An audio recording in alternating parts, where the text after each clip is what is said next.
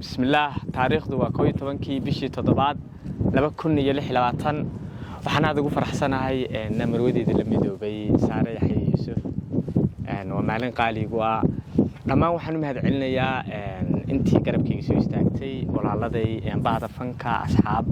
فاميلي لما انتي وحنا لي آد بدي مع سنتين كوني كوتشر ثانك يو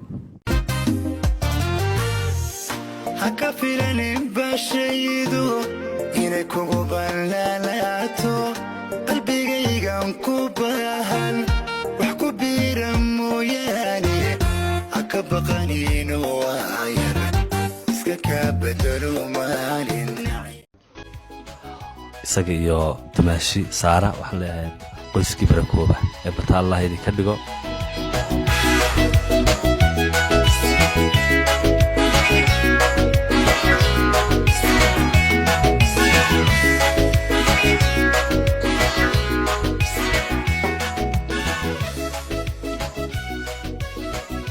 anigoo ku hadlaya afka xaasliyaasha aan dhaqdhaqaaqin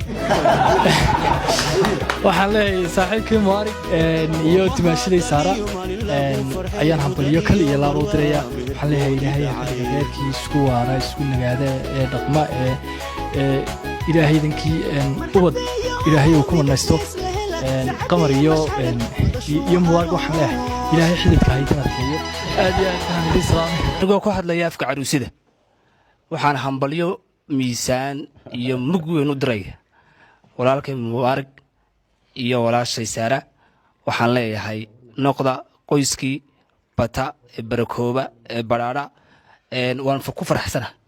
Mubarak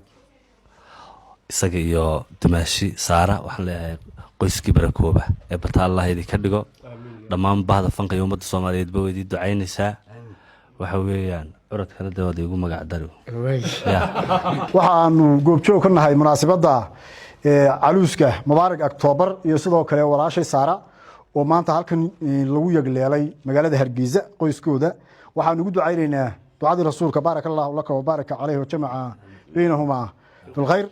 ya ilaah al-aalam Mubarak Ahmed Yusuf Ali iyo Saara Yahye Yusuf Ali waan hambalyeynaa maanta munaasabadii baan u taaganahay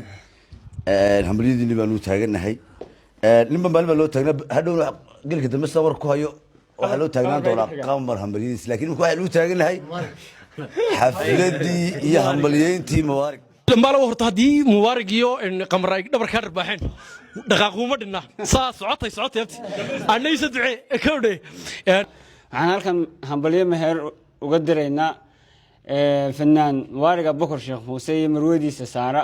ilaahay qoyskii bata ee barakooba ee baraaraha ka dhigo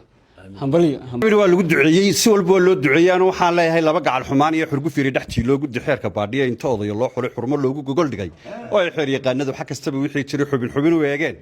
xiisaha kalgacalka ee sukiin xambaarshiyaha xorooba caashaqo horta